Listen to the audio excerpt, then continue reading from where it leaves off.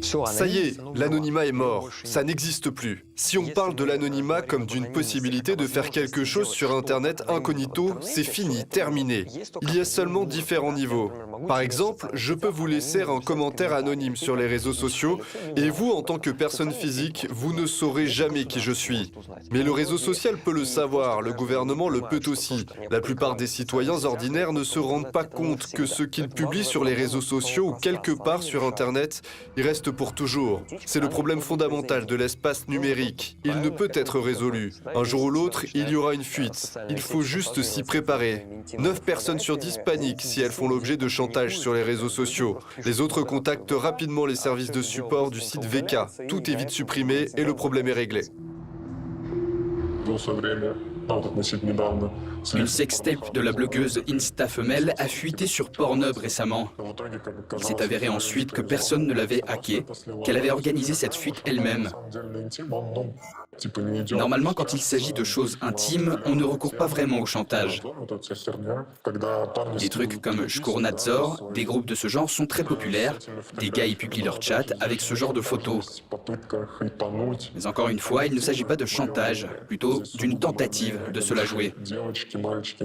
Moi, personnellement, je pense que les filles et garçons qui font ça font n'importe quoi. Parce que les vrais cybercriminels ne se donneraient pas la peine de faire chanter les gens alors qu'ils peuvent tout simplement vendre leurs données. La plupart des gens comprennent ça.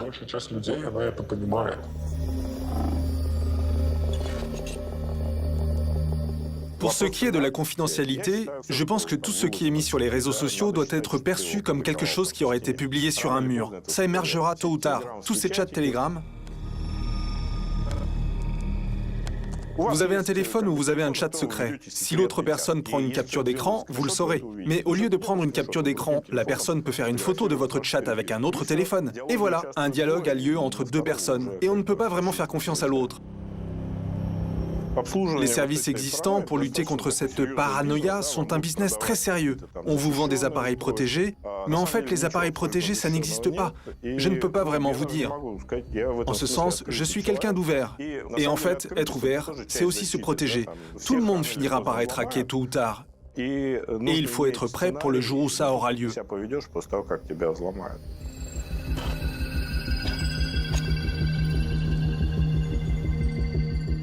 D'un côté, vous pouvez tout abandonner, aller vivre à la montagne ou dans un village, vous déconnecter de tout et devenir agriculteur. La question est de savoir si vous pouvez réaliser votre potentiel, comme ça, et vous sentir heureux, c'est la première chose. La deuxième chose, vous êtes né et vous avez un passeport dont les détails ont déjà fuité sur Internet. Le faible niveau de connaissances numériques favorise en quelque sorte de telles fuites. Si vous vous enregistrez pour utiliser un service de car sharing, vous faites un selfie avec votre passeport et une photo de votre permis de conduire, et tout ça est envoyé à un tiers. Que ce tiers soit l'objet d'une fuite n'est qu'une question de temps. Soit quelqu'un à l'intérieur de l'entreprise emportera la base de données et la vendra, soit des hackers provoqueront une fuite. Pourquoi? Parce qu'un passeport, un permis de conduire, un selfie avec un passeport, tout cela a une valeur. Un criminel vend des données à un autre pour ensuite aller à la banque et ouvrir un compte, prendre un crédit ou utiliser ce compte bancaire comme tampon pour blanchir l'argent sale qu'ils ont gagné via un système frauduleux. Je cite ici l'exemple du car sharing, parce que cela s'est déjà produit. Un important service de car sharing a déjà fait l'objet d'une fuite de données. Comment s'en protéger? Ne pas recourir au service de car sharing. La question est, à quel point serez-vous déconnecté si vous ne voulez pas partager vos données avec un opérateur de taxi? Avez-vous alors la possibilité d'appeler un taxi en contournant le marché centralisé? Je pense que non. Prenons un autre exemple. Pendant la pandémie, les pays se sont fermés, les régions se sont fermées, les gens sont restés chez eux et sont passés par des systèmes de livraison à domicile. Pour commander une livraison, il faut partager ses coordonnées, taper les données d'une carte bancaire, partager son adresse, son nom, prénom, numéro de téléphone. Ce serait extrêmement difficile de vous déconnecter, n'est-ce pas? Ce serait difficile si vous n'aviez pas de carte bancaire ou de compte bancaire. Comment toucheriez-vous votre salaire?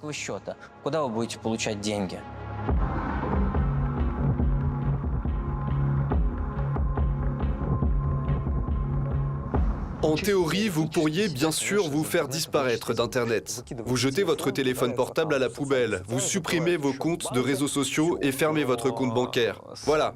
Mais en supprimant toutes vos informations, votre niveau de confort diminuera. Que feriez-vous sans téléphone portable? Eh bien rien. Vous utilisez WhatsApp, n'est-ce pas? Levez la main si oui. Tout le monde l'utilise. Utilisez-vous Instagram? Facebook est le plus grand détenteur de données au monde. Il possède des pétaoctets de données stockées sur ses serveurs. Ainsi, lorsque vous donnez à ces applications l'accès à votre téléphone, quand vous cochez la case, vous ouvrez une porte vers un monde très étrange et inconnu. Et la plupart des données qui fuitent comme ça. Ce que je veux dire, c'est qu'on nous achète par la commodité. Parce que souvent, la commodité l'emporte sur notre envie de préserver la confidentialité, l'anonymat. L'anonymat n'existe pas. Disons-le encore une fois, ne croyez pas que ce sont seulement les redoutables gouvernements qui collectent nos données. Dans la plupart des cas, nous partageons nos données nous-mêmes en échange de confort. C'est très simple.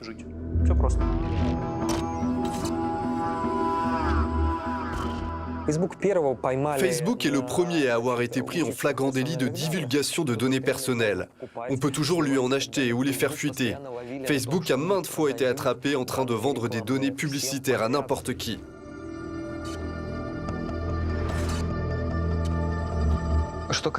Un citoyen a deux outils de base. D'abord, il y a la loi fédérale russe numéro 152, celle qui nous accorde le droit à l'oubli. Le droit à l'oubli vous permet d'effacer toute information vous concernant des moteurs de recherche. Vous ne pouvez pas supprimer les informations de la source elle-même. Pour ce faire, il faudra contacter chaque source, chaque site en particulier, les amener chacun devant le tribunal et obtenir une interdiction. Mais en ce qui concerne la loi fédérale numéro 152 sur les données personnelles, chaque citoyen a le droit de révoquer ses données personnelles de n'importe quelle source et personne ne peut le lui refuser. Ainsi, vous pouvez écrire à tout moment à mail.ru ou à Sberbank ou à toute autre société et ils devront cesser de traiter vos données personnelles en l'espace de 30 jours ouvrés. Bien sûr, il y a un autre problème dont je vous ai parlé. Il n'y a pas d'organe de contrôle qui puisse vérifier si ces données sont effectivement supprimées. Mais d'après mon expérience personnelle, si on y met le sien, on peut faire supprimer son numéro de téléphone d'un site de vente et gestion immobilière. C'était ma petite victoire personnelle. J'ai mis 2 ans à les suivre, les menacer. Je suis allé au service fédéral anti-monopole, à Roskomnadzor, au comité d'enquête, au parquet. J'ai saisi toutes les instances. Cela m'aurait pris beaucoup moins de temps et d'efforts de tout simplement acheter une autre carte SIM. Mais il fallait leur montrer qui était le patron.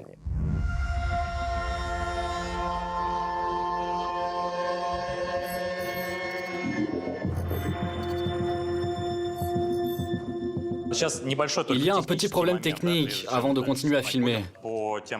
Quant à ceux qui ont ou n'ont pas signé, Sergei Chevelev, c'est qui? Oui, vous m'avez autorisé à utiliser votre numéro de téléphone pour créer des doublons de votre carte SIM et d'autres moyens d'identification numérique. Oui. C'est votre signature ici, non? Oui, bien sûr. C'est la vôtre? D'accord. Anastasia Gorkova. Oui. Vous m'avez donné votre autorisation pour partager les mots de passe de vos services de messagerie et comptes de réseaux sociaux. Vera Bogdanova? Où êtes-vous? Vous l'avez lu jusqu'au bout, n'est-ce pas? Vous m'avez autorisé à utiliser vos réseaux sociaux pour demander de l'aide financière à vos contacts en votre nom. Ce n'est que les quelques-uns que j'ai choisis. À quoi les autres nous ont-ils encore donné l'autorisation? L'autorisation de suivre votre localisation, de stocker et d'utiliser l'historique de vos déplacements. Oui, on a ça aussi. D'ailleurs, c'est quelque chose que vous pouvez voir dans les conditions d'utilisation de vos appareils. Nikita vous en a parlé. L'utilisation de vos images pour créer des deepfakes, y compris à contenu érotique. Et le 8e paragraphe, je donne mon autorisation pour une greffe de rein. C'est un paragraphe séparé, non? Un paragraphe séparé qui... Et qui? Ce qui caractérise principalement l'escroquerie, c'est le chaos qui vient avec. Il faut agir très rapidement. Rappelez-vous comment vous avez signé ce document. Vous vous dites, j'ai signé quelque chose, mais qui s'intéressera à moi après tout? Croyez-moi, chaque semaine, nous travaillons sur des cas de ce genre. Mais j'ai juste oublié de mettre un mot de passe. Pourquoi est-ce si grave? Je pensais que personne ne s'intéresserait à moi. Résultat, une entreprise subit des pertes à 8 chiffres. On a cette attitude jusqu'à ce que quelque chose comme ça se produise. Vous ne vivez pas dans une série, mais dans la réalité. J'ai lu le contrat, c'est bon. J'ai lu le document jusqu'au bout. Nous sommes tous des experts, des pros quand il s'agit de lire des contrats, n'est-ce pas? Il est très important de garder cette petite voix paranoïaque dans la tête qui vous dirait « Es-tu sûr? Es-tu sûr d'avoir tout lu ?» Pour éviter ce qu'on a eu pendant notre expérience, des gens qui étaient même prêts à nous donner leur rein. Il existe également d'autres méthodes de piratage qui n'impliquent pas que de pauvres gens se fassent piéger. Elles profitent des lacunes des logiciels. Les attaques peuvent être de manière générale divisées en attaques de clients et attaques de serveurs. Les attaques de clients, c'est par exemple le piratage de votre compte Facebook ou VK. Les attaques de serveurs, c'est le piratage du serveur de VK. Donc les dommages causés peuvent être évalués différemment. Avec les attaques de serveurs, si vous piratez le système, vous pouvez prendre le contrôle de tous les comptes des utilisateurs, donc des dizaines de millions de comptes. Vous téléchargez simplement le core dump, c'est tout.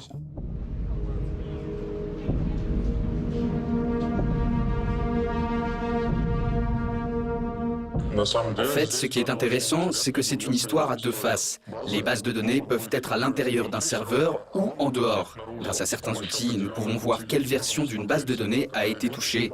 Dès que nous voyons la version, si nous avons de la chance par exemple, c'est la version 8.0 au lieu de 10.0, et la version 8.0 est pleine de failles de sécurité car l'administrateur était trop paresseux pour la mettre à jour. Et on se dit voilà, c'est ce qu'il nous faut.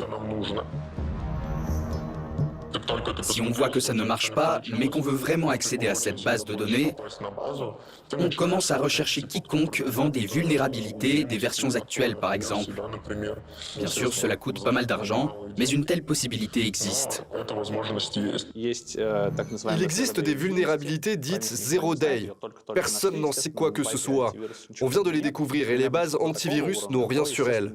À ce niveau, aucun logiciel antivirus ne détecterait quoi que ce soit, évidemment. Et vous ne seriez même pas au courant. Cela lancera juste un autre processus dans le système. Une fois que vous avez accès à un serveur, vous accédez non seulement à ce serveur ou à cet ordinateur particulier, mais vous pouvez étendre votre accès à un réseau entier. Une fois que vous avez accaparé tout un réseau, vous devenez Dieu tout-puissant. Vous pouvez y faire ce que vous voulez. L'essentiel est de ne pas oublier de sécuriser ses positions. C'est-à-dire qu'on met une sorte de backdoor pour revenir sur ce réseau à tout moment et continuer son travail. D'où viennent ces backdoors? C'est une question pour les administrateurs système. Parfois, les administrateurs ne contrôlent pas les processus en cours sur le réseau de l'entreprise.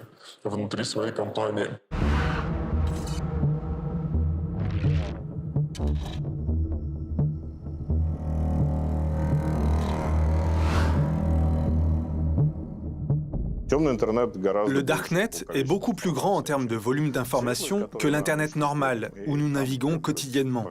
Et là, rien n'est réglementé. Et bien sûr, faute de réglementation, 95% de ce qu'on y trouve est illégal. Il y a des armes, des commandes de meurtre, de la drogue, des esclaves, etc. Et tout cela passe par les mêmes câbles que nous utilisons pour accéder à Internet. C'est ça le problème en fait.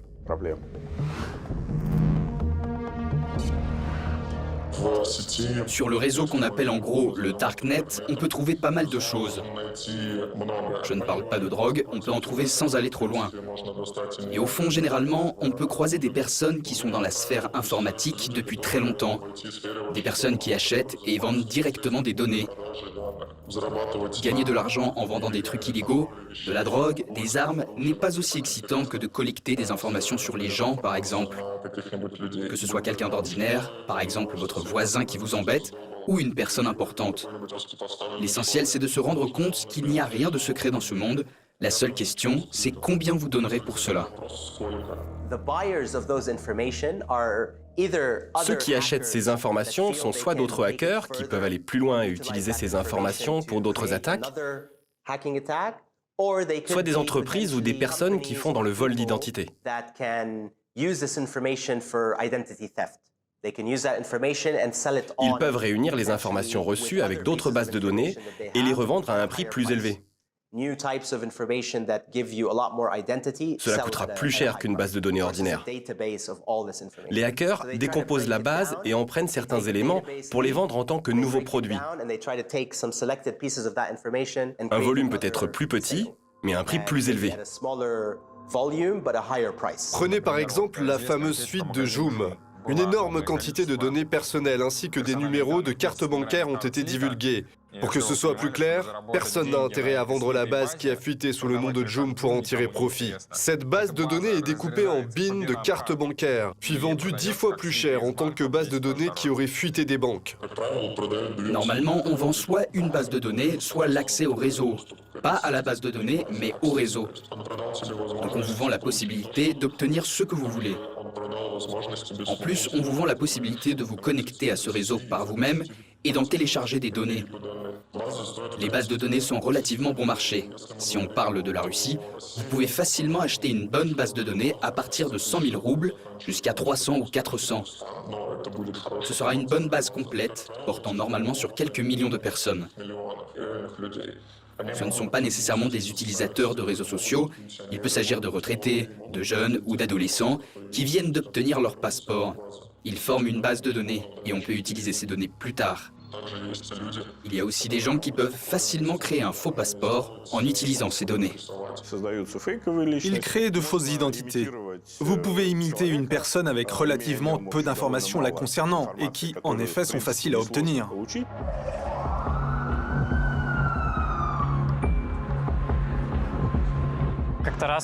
Un soir, j'ouvre mon compte Instagram et je vois un message d'un compte inconnu qui a comme photo de profil un selfie de moi avec mon passeport. Dans les messages, je vois les photos de mes documents, 2 pages de mon passeport, mon permis de conduire et ce selfie avec mon passeport. En plus de ça, je vois un contrat de crédit et un contrat d'assurance crédit. Les escrocs ont dit avoir pris plusieurs crédits à mon nom. Ils m'ont menacé d'augmenter ma limite bancaire avec l'aide de leurs complices au sein des banques, si je ne leur transférais pas la somme d'argent requise, et de prendre d'autres crédits de montant allant jusqu'à 8 millions de roubles. J'avais 3 jours pour remplir leur demande. Avant, seul le gouvernement pouvait créer une fausse pièce, créer un passeport avec un nouveau nom. Alors que maintenant, tout le monde peut le faire en apportant des modifications à des bases de données. Quand on vole l'identité de quelqu'un, on effectue des opérations au nom d'une autre personne. On peut créer une signature numérique et vendre l'appartement de quelqu'un en ligne via le site web des services publics avec un certificat falsifié ou des détails de passeport volés quelque part. Toutes les données nécessaires pour remplir un formulaire de transaction sont entrées et la transaction a lieu, car selon le système, cette opération est tout à fait légitime. J'ai fait quelques recherches. Moi qui n'ai jamais demandé un seul crédit de ma vie, j'avais déjà une dette de 6 mois. Ils ont donc attendu 6 mois avant de m'envoyer un message. 2 jours plus tard, je reçois un autre message. Si je ne leur transfère pas l'argent, ils lanceront une campagne de haine sur les réseaux sociaux en m'accusant d'avoir violé une fille de 6 ans et que quelques messages de ce genre avaient déjà été diffusés. Ils m'ont envoyé les captures d'écran de ces messages. Ces messages étaient réels, je les ai trouvés. J'ai été décrit comme quelqu'un de très dangereux. J'ai fait une courte vidéo où j'ai expliqué la situation. Je ne sais vraiment pas quoi faire. Je reçois sans cesse des messages de différents comptes me traitant de saleté, me demandant comment j'ai pu faire ça. S'il y a parmi vous des gens qui connaissent le droit, des juristes ou des gens qui savent ce qu'il faut faire dans ce genre de situation, s'il vous plaît, envoyez-moi un message. Aidez-moi à me sortir de cette situation. J'ai changé tous mes documents et j'essaye de ne pas trop les montrer. Même au passage sécurisé ou d'autres endroits où l'on vous demande de montrer votre pièce d'identité. J'essaie toujours de faire en sorte de ne rien montrer. Une fuite d'un service de car sharing. Si vous faites une recherche sur Google, vous verrez que malheureusement c'est une situation assez classique. C'est normal. Vous pouvez vivre votre vie tranquillement et découvrir à un moment que quelqu'un a pris un crédit à votre nom il y a 6 mois, 1 an ou 5 ans, et que vous n'en saviez rien et n'aviez rien demandé. La police dit toujours dans ce cas, c'est normal, il y a beaucoup d'escrocs dans le pays, Ne vous inquiétez pas.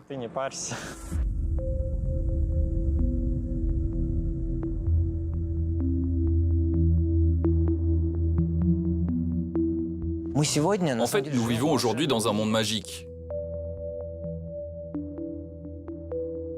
On se réveille, on ouvre les yeux, on appuie sur un bouton, et 15 minutes plus tard, on se voit livrer son petit déjeuner. C'est quelque chose de magique. Je ne sais même pas comment on peut aller d'un point A à un point B en 15 minutes. Ils parviennent à mettre votre repas dans un sac et vous l'apportez alors qu'il est encore chaud. C'est magique. Tout comme la possibilité de commander un taxi en 1 minute, tout comme le transfert de l'argent en quelques secondes.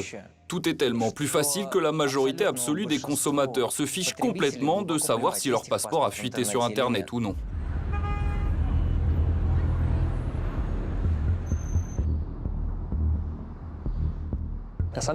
En fait, nous discutons beaucoup du problème des fuites de données personnelles. Ça fait l'objet de discussions au plus haut niveau.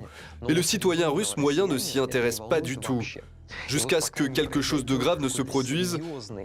Je ne sais pas si un problème social grave affecte 90% de la population. Voilà, c'est seulement dans ce cas que la communauté s'y intéressera, n'est-ce pas?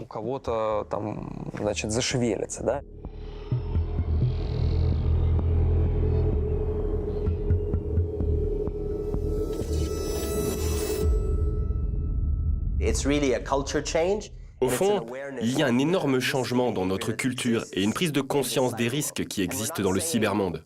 Je ne cherche pas à intimider les gens et à les faire renoncer à Internet, non. Internet présente énormément d'opportunités. On ne peut pas sous-estimer son importance. Aujourd'hui, Internet fait partie intégrante de notre évolution, du développement de tous les domaines, la santé, l'automatisation, les transports. Mais en même temps apparaissent de nombreux dangers qu'il faut connaître dès le plus jeune âge. Aujourd'hui, on en parle à l'école, mais il faut aussi en parler à la maison, avertir les enfants de tous les risques et menaces possibles.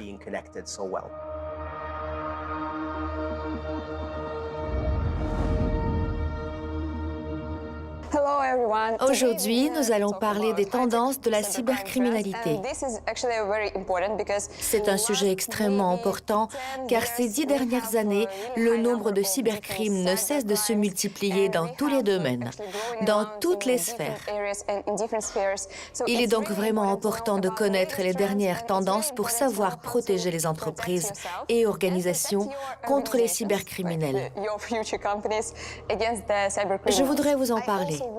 Et ma première question est la suivante. À votre avis, quelle est la motivation principale des cybercriminels? Parfois l'argent? C'est sans aucun doute la motivation principale. La plupart des cybercrimes ont lieu simplement parce que quelqu'un veut gagner beaucoup d'argent. La deuxième catégorie, ce sont ceux qui font du activisme et les terroristes. Ils ont des idées et ils commettent des cybercrimes pour attirer l'attention sur leurs idées. La troisième catégorie, ce sont des personnes soutenues par l'État. Dans ces cas-là, il s'agit des hackers et des groupes de hackers qui agissent dans les intérêts d'un pays. Normalement, ils commettent des attaques contre d'autres pays. Leurs occupations relèvent de la politique et de l'espionnage.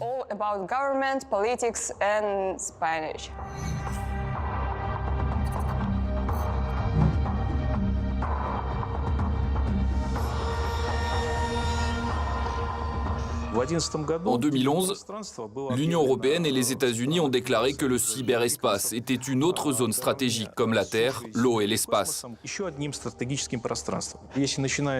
un État voyou lance une cyberattaque, tous les moyens sans exception, y compris les forces nucléaires stratégiques, peuvent être utilisés en réponse.